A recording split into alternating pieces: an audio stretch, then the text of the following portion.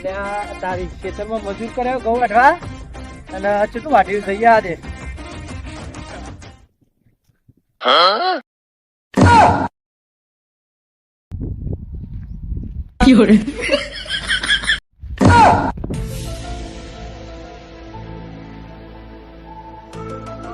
આમ તો કઈ પાર આવશે યાર મજૂરી પર તો આટલું જ હોય 3-4 મહિના થાય આમ તો 3-4 મહિનાની હું પેલી એ કરું લે આમાં તો હજી એક વર લાગશે એક વર હું સોનામાના ઉભા કરે નાસ્તો લઈ આવો તને આડો લઈ આવ કોક દવા કરવી પડશે લ્યો તા